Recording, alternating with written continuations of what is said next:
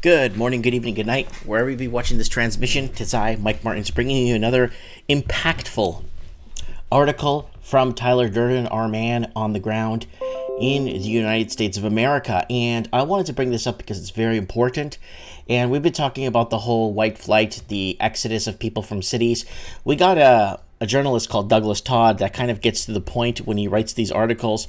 Aboriginals and whites leaving Metro Vancouver for other regions of BC, particularly to live in the Fraser Valley, Vancouver Island, Okanagan, according to Statistics Canada. And I've been preaching for years now to get people get out of the big cities. It's a scam. But don't go in over your head financially, right?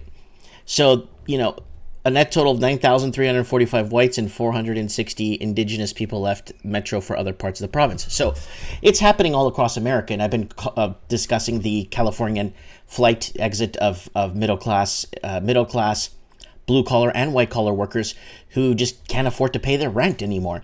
So they're going to states like Nevada, Utah, they're going to New Mexico, Arizona, and Texas too. Texas is a big one.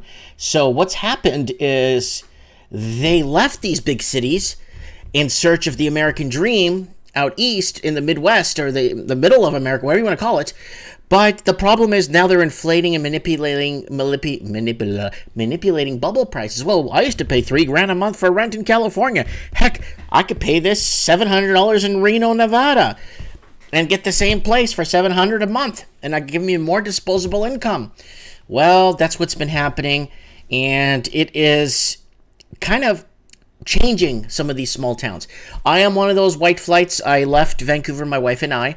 We lived in Vancouver, British Columbia, and I'm not paying $2.4 million for a detached bungalow. I am sorry.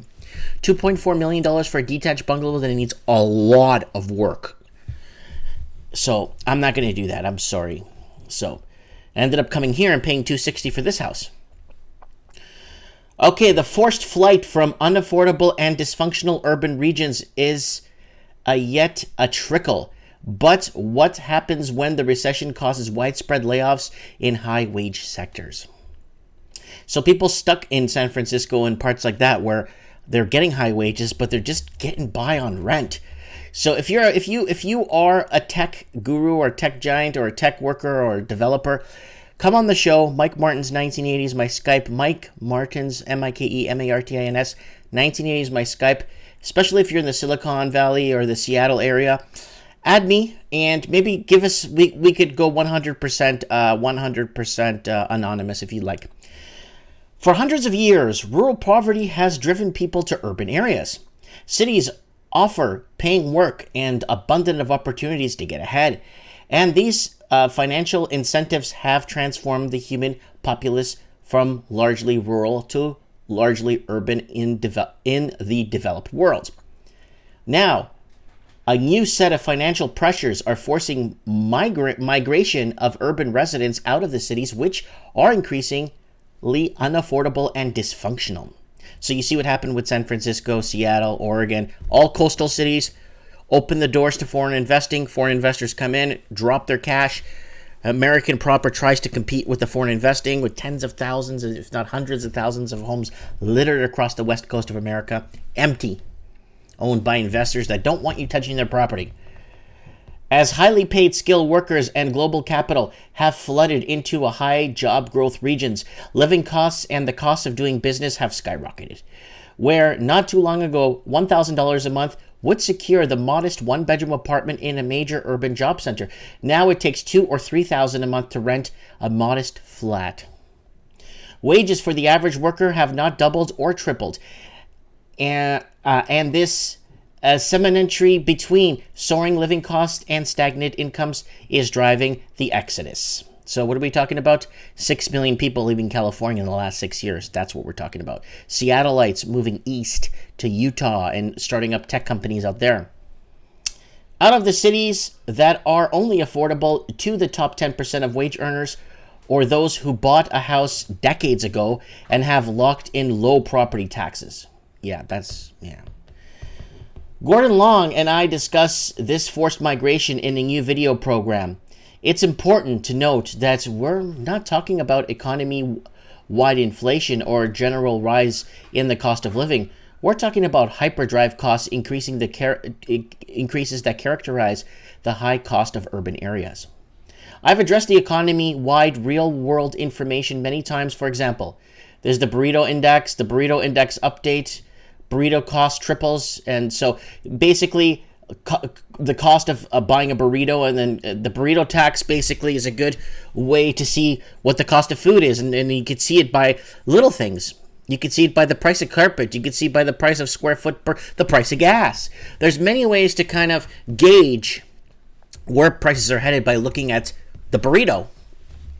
In high costs of urban regions, burritos aren't $7.50. They're $10 and $12. Parking tickets aren't $15. They're $60, and so on.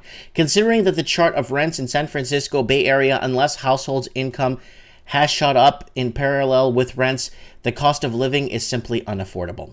There it is here. There's January 2019. It's 52.4% increase in rent in the San Francisco Bay Area. Here are the dynamics driving up the financially forced flight, which hits the young especially hard, who can afford to buy a house when crammed, decaying 100-year-old bungalows are $900,000 and property taxes are $15,000 or more. Who can afford to have kids when childcare costs a small fortune? The elderly retired who don't own a house free and clear are also being priced out of these regions. Number one, household income stagnating as real-world inflation erodes the purchasing power of income, rent, housing, childcare, healthcare, dining out are all rising far faster than official inflation of 2% annually. Sorry, I got people messaging me here, guys. Number two, prices in high-cost urban zones are increasing faster than in less pricey regions. Areas with job growth are experiencing supply-demand imbalances in rent housing. Only top earners can afford to buy a home. Number three, young households are burdened with student loan debt. Yeah, that's the people bought into that. And you got Hill Dog on stage. You get an old Hill Dog. Now, if you have a college degree, you're bound to make another $100 million extra in your lifetime with a college degree. Making it financially difficult to buy a home in a pricey urban zone and to start a family, the only way to afford a home and children is to move to a region with affordable housing and living costs. Income to high cost of urban areas is more likely skewed. Winner takes the most. Dynamics of finance and technology. The Parrot distribution of 20% earned. So this is the of 20% earned, 80% of the income is extended. So the top 4% take the 64% of the income. Even above average incomes are not enough to support a traditional middle class lifestyle. Local government services cost more in high-cost urban areas, and so cities with municipalities are relentlessly increasing taxes, fees, and licensing pressure all of the top tier of households. Number six, the sacrifices required to live in high-cost urban areas are no longer worth it. Traffic, congestion, long commutes, high-stress jobs, homelessness, and decaying infrastructure are outweighing the benefits of hipster urbanism. Although it's verbatim to mention these in the We're So Fabulous local media, many of these high-cost urban regions are hopelessly dysfunctional. Taxpayers have ponied up billions of dollars in new taxes, fees, bond measures, and yet none of these problems that make daily life miserable ever got better. At some points, the urban hipsterism that seemed so cool and appealing becomes just another example of the haves and have-nots. How many households can afford $200 plus for a meal and drinks and latest foodie fusion bistro? What level of sainthood is required to tolerate the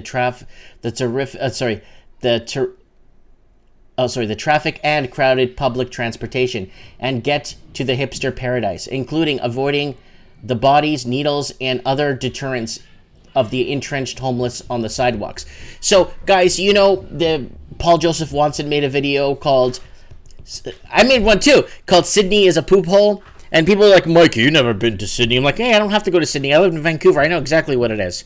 Everyone's mad, no one has money, and everybody hates each other, and you could see it, like, in people's eyes as you're driving. You look at somebody, they look at you like you burnt their house down. Yeah, trust me, I know.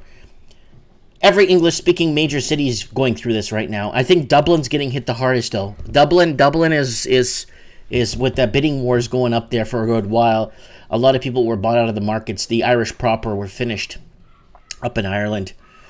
The forced flight from unaffordable and dysfunctional urban regions is as yet a trickle, but watch what happens when the recession causes a widespread of layoffs in high-wage sectors, and suddenly the hipster bistro that was always jammed is empty and then shuttered. Sorry, my kids are playing and yelling. And to replace the taxes lost to layoffs and closed businesses, the political class will have a choice but to launch a frenzy of higher taxes, fees, and surcharges on those left behind.